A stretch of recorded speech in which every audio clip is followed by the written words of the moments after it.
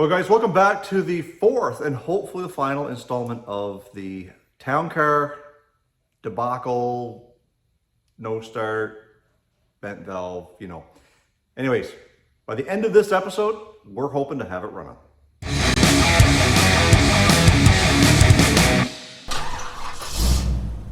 So guys, before we jump into this video, over the last 30 days or so, ever since the first video of this Lincoln Town Car went up, I've gained a significant amount of subscribers, almost 800 of you.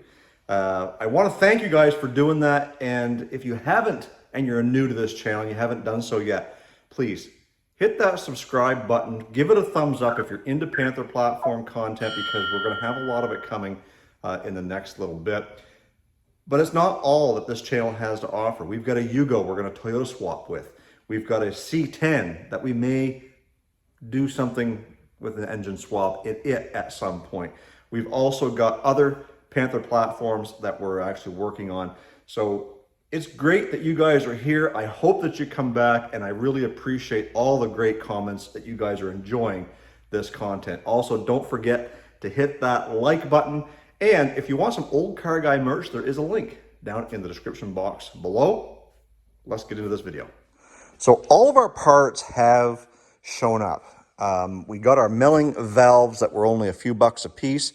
We've got our head bolts, our head gasket. We've got our brand new timing set. This was only like 130 bucks, and it gives me chains, guides, tensioners, as well as new pulleys. We're only going to be using one of those though. Well, two. We're going to use the main one down the bottom. We've also got our valve cover gasket kit here, as well as our timing cover gaskets. And I've been doing some cleanup work in kind of behind the scenes before I started doing this video. We've got the head surface all cleared up down there, ready to go for the head gasket and the head. We managed to get the catalytic converter off of the manifold because we wanted to make it as easy as possible to get this thing back down in there. I will be installing the manifold onto the head before I put it into place, simply because there's a lot more room on the bench than there is once it's on there, and you've got to get your hand kind of down in this area here. We got our valves replaced on the head. We've got a new one right here, and I think the other one was this one right here. Everything's been cleaned up. We got all of our surfaces ready for gaskets. This is the intake side. Over here, we've got the exhaust side, and everything's been sprayed down, cleaned up in here. All the oil passages. We're gonna fill these lifters up full of oil so they're not starting up dry. And we're gonna get this thing put together. At least tonight, my goal is to get the head on, get the camshaft back into place, and maybe, if we're lucky, we'll start putting some timing stuff back together on the front. I'm going to do this likely over the course of a couple of nights, but tonight the goal is to get all the hard stuff, get this back into a long block situation. That way, tomorrow night when I come out here, I can start putting all the accessories back together, the timing cover. Might get to that tonight. The intake, the fuel, all this wiring, all this mess, get it back on top of the car. Hopefully, like I said, by the end of this video. No, it will be by the end of this video, whether it takes me 2 nights or 3. We're going to get this thing running, and we'll have to bring it back over to the hoist to get that exhaust welded back up and that catalytic converter put up into place. Now, I know some of you are going to absolutely hate on me for one of the things that I am going to do in this video. You're going to have to wait and see, but we're going to get there. Trust me, you will hate me for it. Let's get our cam, we'll put the new gear on that, we'll start putting this back together, and then we can get our head gasket and the head back on with the manifold and get that in place. Well, that wasn't very hard.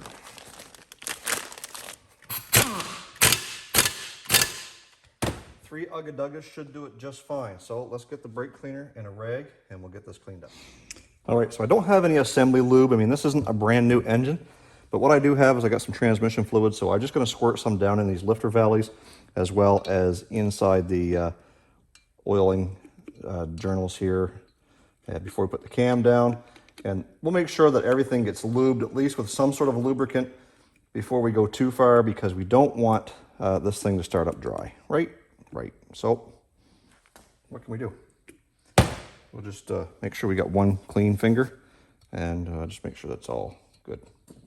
I mean, oil does this anyways, right? We could have just used oil too, so.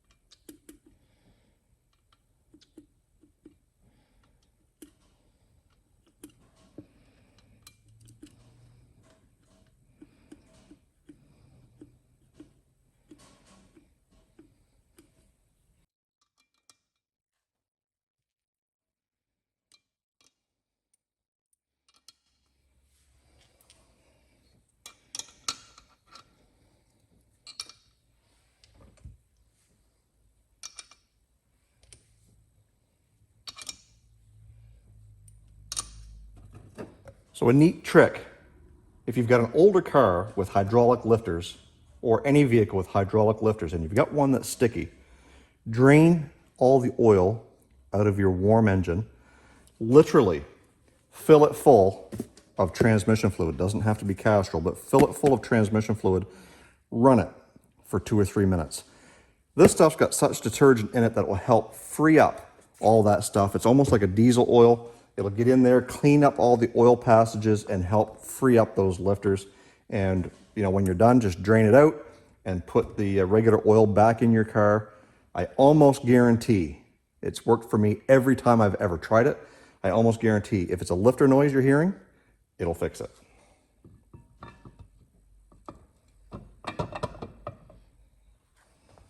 So before we go any further, we've got to get these retainers and these bolts all cleaned up.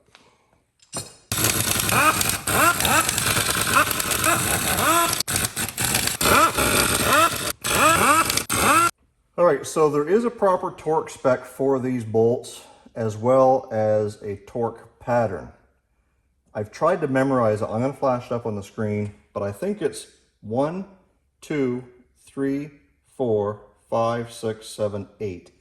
That's what we're going to do it. It calls for approximately 85 inch-pounds. I don't have an inch-pound torque wrench, so we're going to do it just to kind of just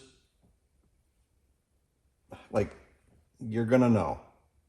It's metal bolts going into aluminum. It doesn't have to be tight, but we're going to follow the torque pattern and we're going to guess on the torque spec.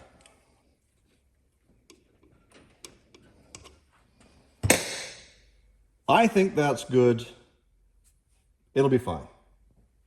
Totally fine.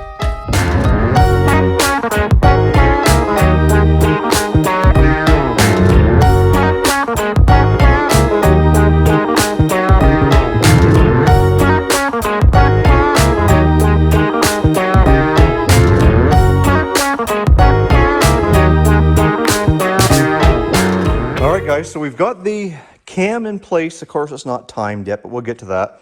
We've also got the exhaust manifold on. Everything's cleaned, pre-lubed, ready to roll. And we've got the head gasket in place, and we did go with a Fel-Pro, so it is a good quality, but it was cheap. I think it was only like 18 bucks or 13 bucks, something like that on Rock Auto. So Rock Auto is not sponsoring this build, but they friggin' well should be. Everything that I've bought so far has come from Rock Auto. So let's grab that head. Let's set it on the dowels. We'll get those bolts, head bolts, put into place. They're torqued to yield, not fun. Not a lot of room to work down here on this end, but we're gonna, as Vice Grip Garage would say, we're just gonna shit.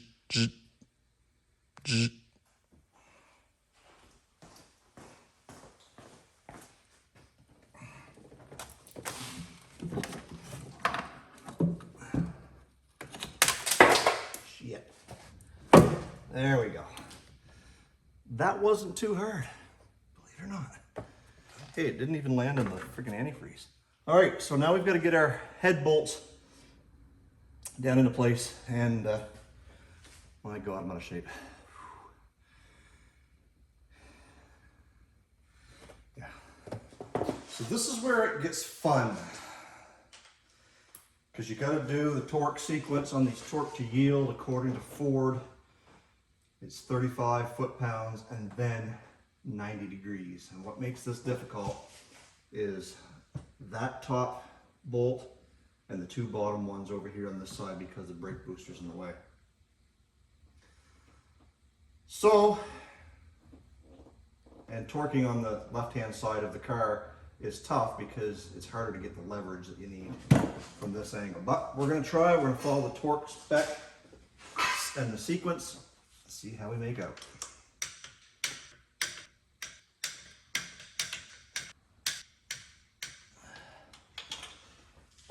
All right, now we've got to go 90 degrees.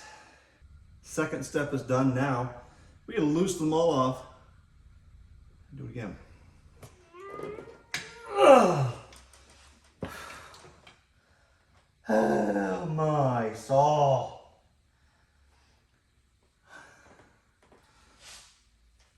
That's for the birds. I'm done. All right, well, we got the timing gears, chains, guides, new tensioners all installed. We've got the surface all cleaned up. Got our grenade pins pulled on the tensioners. We got our cam lock devices all taken off, and now we're getting ready to put the timing cover back on. So the surfaces are clean. I'm gonna do a little dab of RTV in a few strategic places where the gasket doesn't exactly get. So down here in the corners, up where the head meets the block, in 4 different places. So let's get that put together.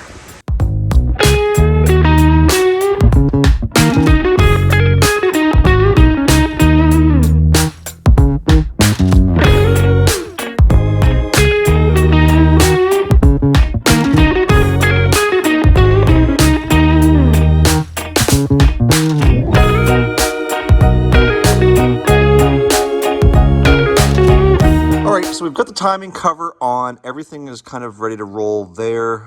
We do have the power steering pump all bolted up, as much of a pain in the ass as that was.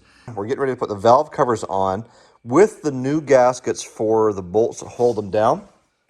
So if you're like me and you did things on the DL and cheaped out on things like, you know, the gaskets that don't stick, or wedge themselves very well inside the valve cover, knowing the difficulty that these valve covers are going to have going back into place, what I opted to do with this one, and it seems to be working really well, is a little bit of crazy glue.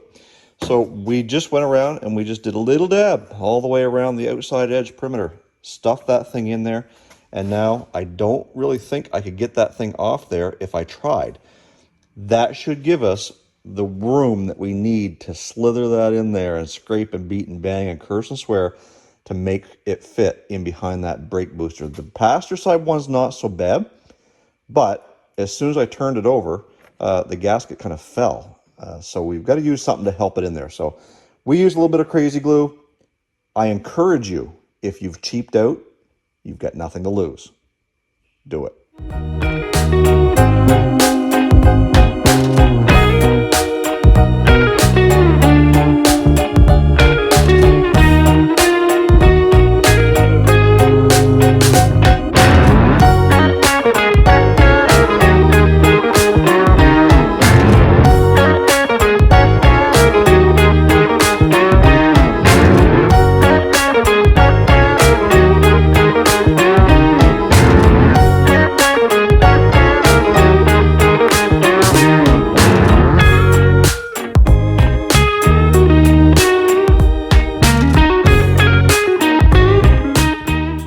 Prepping this head over here, we got the surface for the intake all cleaned up. Now we've got to go over and do the other side. So I'm going to plug the holes with some toilet paper, some paper towel, or some rags or something. And then we'll take our little buffing disc and we'll clean all that up. And then we're going to get to the part where I told you guys all, you're going to hate me. If you're a Panther guy, you're going to hate me. Stay tuned. So this is the part of the video where I told you I was probably going to pee off a lot of Panther guys. So let me put it to you this way. This totally is not the intake that we took off. I totally did not clean it up and purposely not salvage as much of it as I could. We are totally not putting new gaskets in it, and we're totally not going to be putting it back on the car. For the simple fact, because you guys all know that, you know, Dorman intakes on these cars just simply don't last and that they're junk. So we're not using the same one. These are not Dorman part number 615175GA, and this is not Dorman part number 615178. So rest assured that I'm not reusing the old intake like I said I wasn't going to in a previous video. Totally not.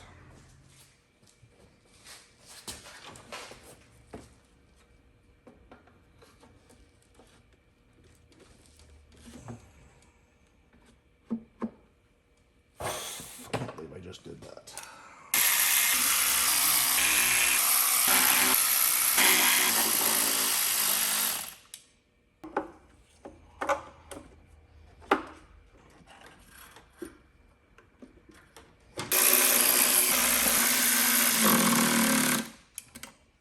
Well guys, it's 9 o'clock. That sounds like a good time to stop for the night. Simply because we are missing one piece. We're not missing it. This idler right here has got some noise. And of course the part stores aren't open this late at night, and that's the only thing keeping me from putting the belt on.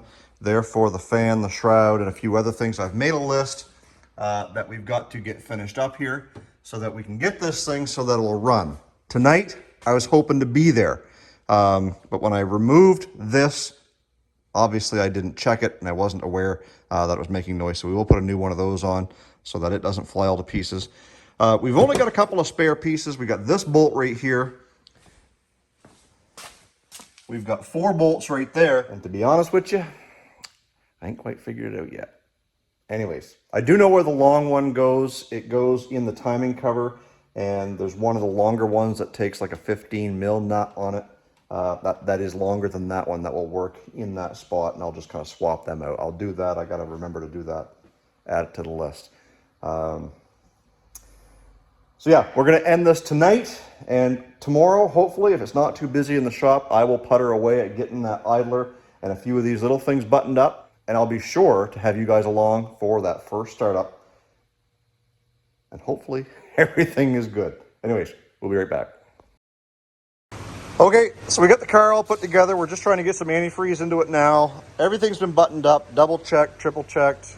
Tim got the exhaust fixed up, and we got those 2 plug-ins for the power steering hooked up. And I think if we check the list, we got the O2 sensor plugged in, Tim. Catalytic converter, power steering. That was it for the list. So let's get the camera set up and see if we can get the first start.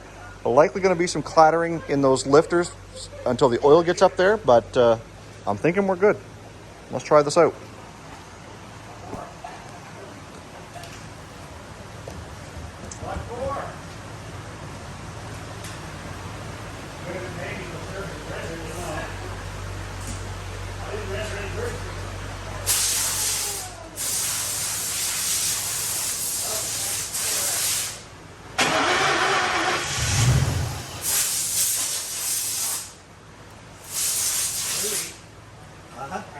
I heard 8 that time.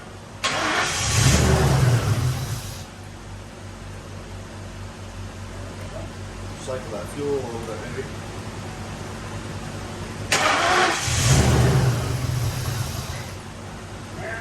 That's good.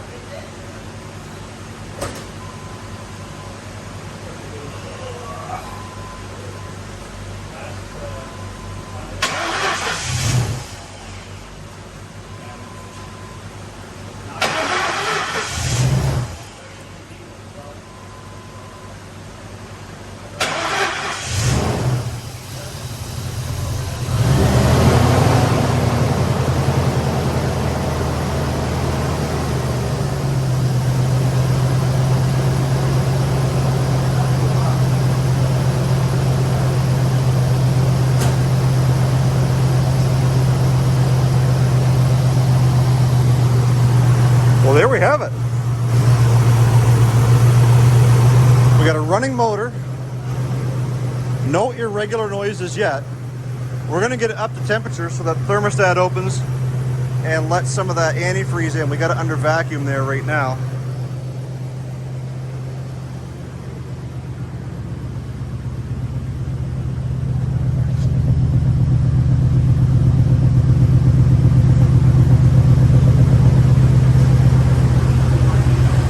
I'm pretty excited. This is what we were waiting for. We've got this 97 Lincoln Town Car I paid $500 for. We got maybe another $400 altogether tied up into it. And I think it's gonna make a great winter car. The engine is super, super quiet. We're gonna get this thing up to temperature, get the antifreeze put in it, and then we're gonna go for a drive.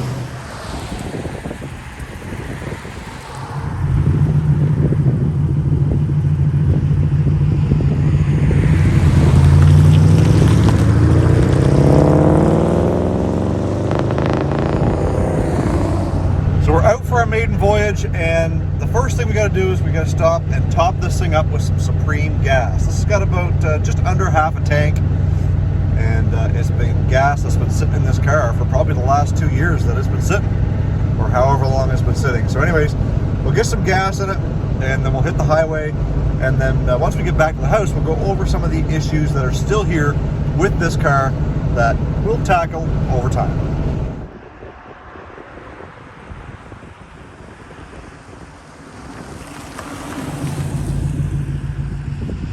All right, so we took it out on its first little drive, and we found a couple of things. So one, the transmission tends to be a little bit sluggish. I mean, this thing's got 433,000 kilometers on it, so what do you expect?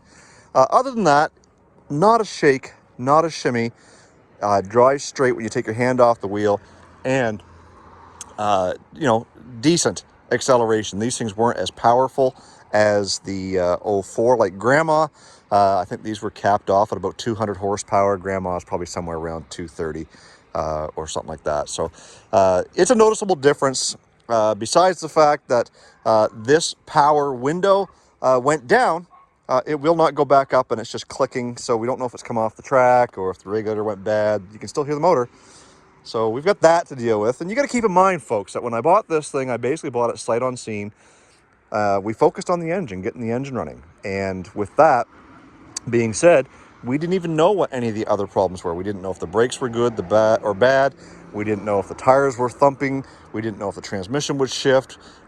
Heater blows, excellent. Now, when we go inside to the car, so far, except for the window here, which, I mean, the motor works. It's just something's going on. So far, everything seems to be working. The AC does not work. I found a broken pipe under the hood. Lots of heat. We got the heat back into it. Heated seats work, both driver and passenger. Cruise control works, and check this out. The key is not in the ignition, but yet it still does the ding, ding, ding, ding, ding, which is quite annoying when the doors are open. So if you can ignore that for a few seconds, we'll make this quick. One thing I want to point out is you guys all know that I fixed the shifter on Grandma. Well, check this out. Yeah. Same thing here. We're going to end up tearing that apart and trying to get that fixed up. All the seat features seem to work. Like I said, the power or the heated seats are working. Power mirrors work on both sides. We've got fuel door and trunk, and both of those buttons work because we did put gas in it. I have yet to clean out all the junk out of here, and I have yet to test the speaker and the stereo system to see how well all that works. The trunk works perfect. This is one of those draw tight trunks or whatever they call it. So when you close it, it latches and then it just kind of draws it down. That works. When I turn my signal light on to the left, it's got a flash turny signal.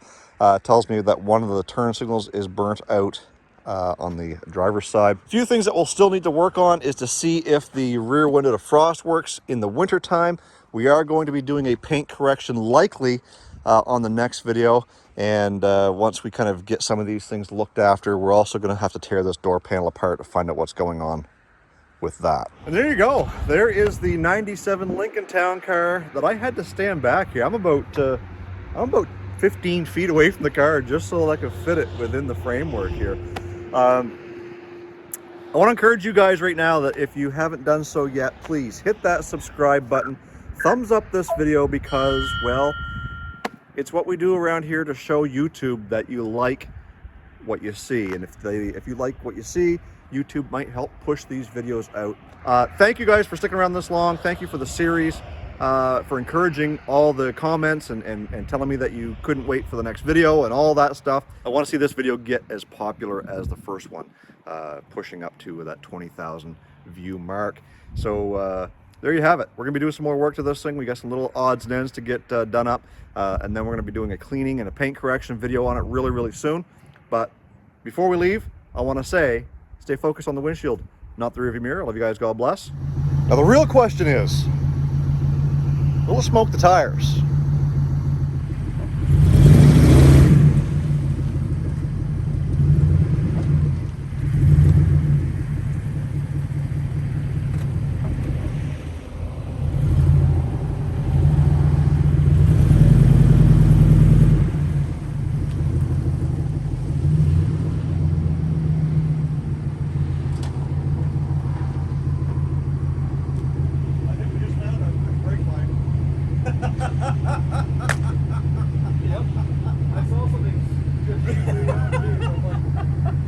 Yeah. Oh, Frank. You said that. You jinxed yourself. I jinxed myself. Well, that, folks, is not AC dripping. That's the brake line. So, in an attempt to do a brake stand, it wouldn't hold the brakes, and then all of a sudden the pedal went right to the floor. So, is it capable of doing a smoke show? Well, you saw from the tailpipe, it absolutely is. But at the end of the day, no smoke from the tires yet. We'll have to take a look at those brake lines. And I knew they were bad. It was just a matter of time. And I even told Junior that I wasn't going to be doing any hooning around until we got those brake lines looked after, simply because they were bad. So anyways, it is what it is. So to make up for the town car not doing it, Junior's going to show us how it's done.